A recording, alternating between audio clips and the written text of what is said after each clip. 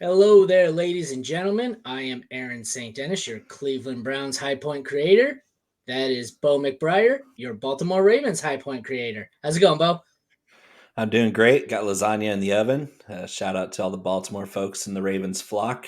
This is my first High Point introduction, so it's going to be a good one. We got a divisional matchup.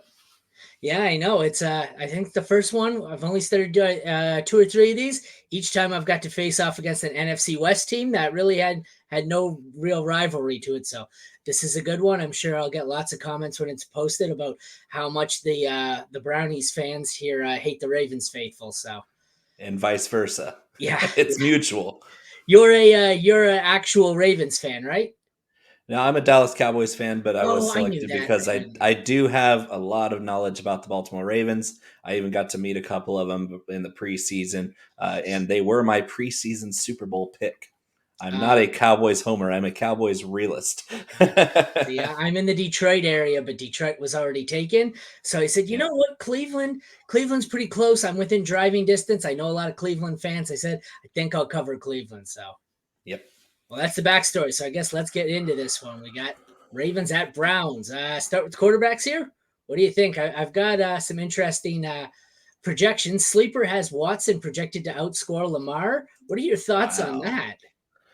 Uh, I think that's giving too much credit to the Browns defense, which is deserved, but not enough credit to the Ravens defense. This is the number one scoring defense in the NFL. They're outscoring their opponents 33 to 12 over their 4 game winning streak. And if you go back 6 games, they won 5 of their last 6, and that encompasses the week 4 beatdown of Cleveland 28 to 3 in Cleveland. So this game is in Baltimore. I think the Ravens defense pins their ears back and keeps Lamar under 20 fantasy points. So I think he'll get his. It's still a good quarterback with some good weapons, but Lamar Jackson is going to outscore him. I just can't see any way Yeah. around that.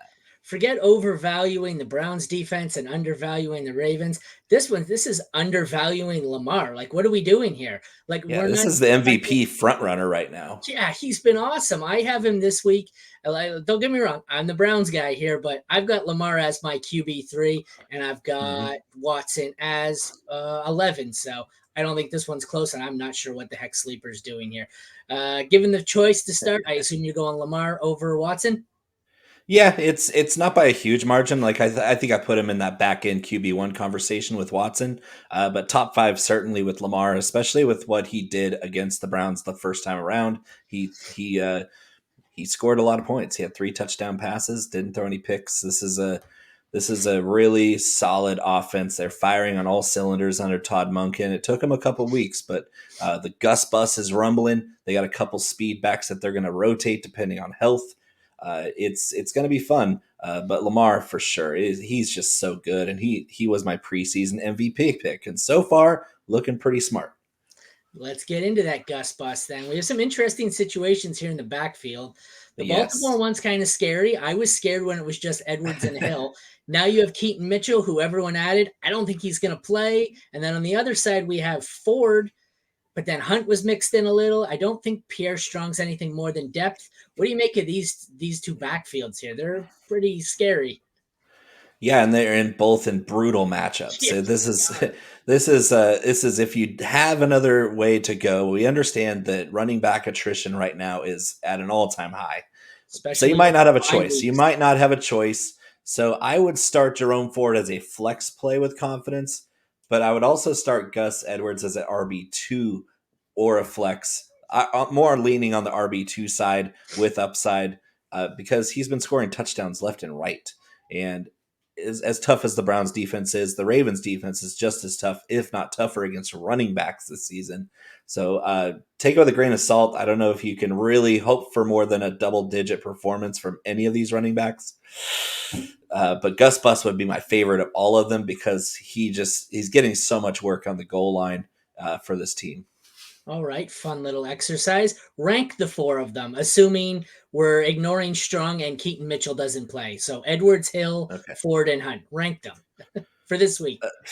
Edwards, Ford, Hunt, and I don't know if we can expect much out of Hill at all. Yeah. I think I have it the same. The only thing I flip flop is I think I have Ford slightly higher, but can't fault you either way. I feel like they're probably in a similar range. I don't know the official word. I'm not the Baltimore guy. Is Keaton Mitchell officially ruled out, or is that still? No, he was limited practice. The hamstring popped up yesterday, which never bodes Yeah. well for practicing today in a limited fashion. More like just calisthenics on the side. It doesn't look great, but it's going to be a game time decision. I don't know if it affects much because of the rotation they were running in last week, where Mitchell blew up, but it was on the same amount of carries as Justice Hill. He just looked a lot better doing it.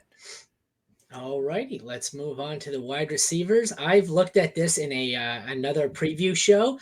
I think there's really only two I want to start, and once again, we have terrible matchups. I think I'm comfortable with Cooper as a low end two, Yes. Flowers as a low end two, and then I don't really want anyone else. What do you think? Yeah, the wide receivers are pretty rough. Amari Cooper, he seems to rise to the occasion in these kinds of matchups. So I would rank him a little bit higher because of how well he's been Because it's a combined home with. game. Well, no, it's not. Yeah, I mean his road splits are pretty ugly, Yeah, uh, but his rapport with Deshaun Watson has been very good this season, and that's one thing we can count on. Is the Ravens, if they have any kind of weaknesses on the outside corners, Cooper's looked really good this season.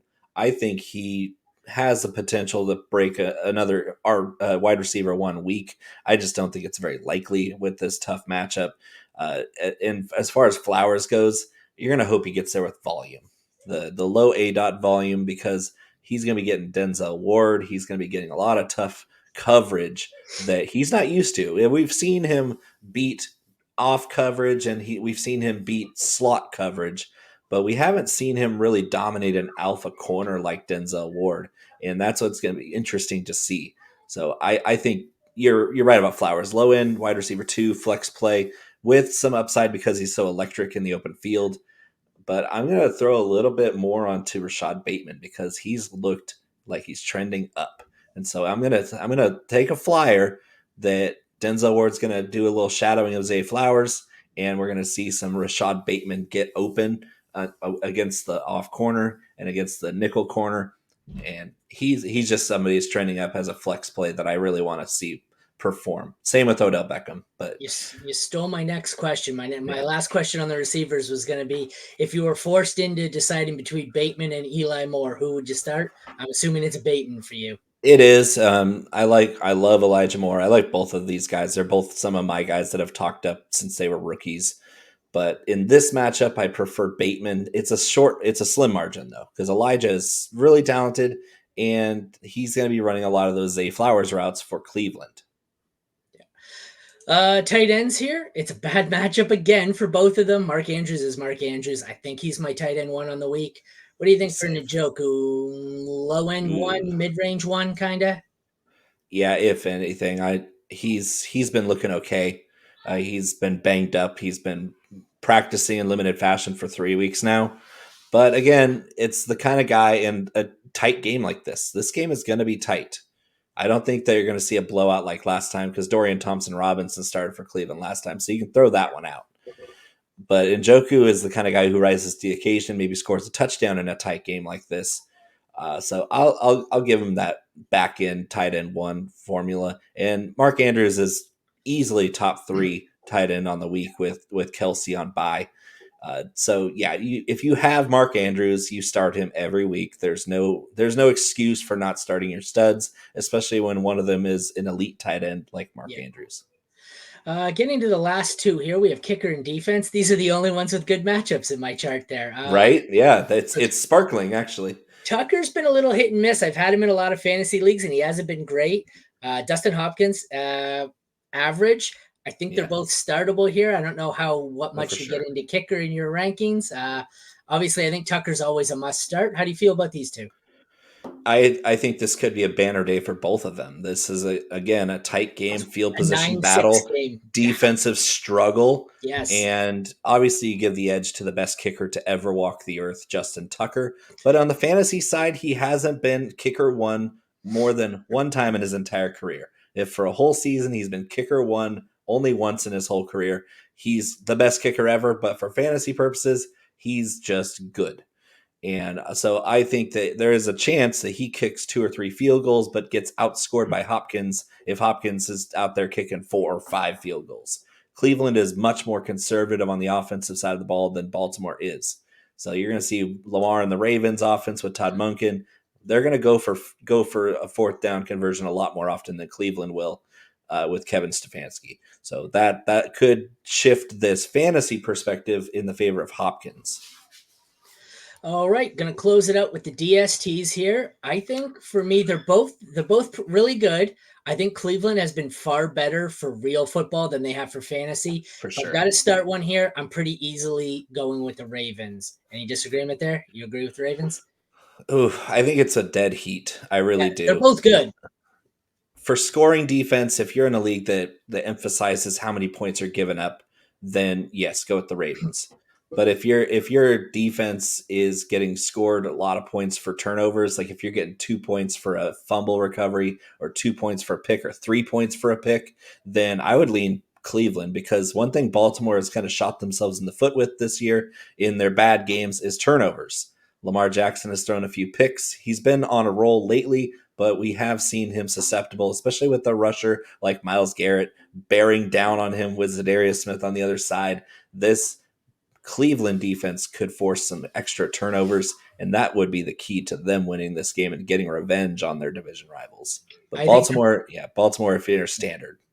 both great starts, though, I would say. Excellent This starts. has got 9-6, 12-9 written Right. all over it. So this is the old Ravens Steelers setup going. So Yeah, we're gonna see some slobber knockers.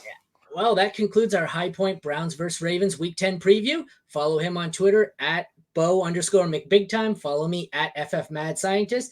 And you can catch more of the High Points content at HPointsSports on Twitter. Once again, I'm Aaron. That's Bo. Thanks for tuning in. Enjoy your Week 10 grudge match here. Take care, everyone.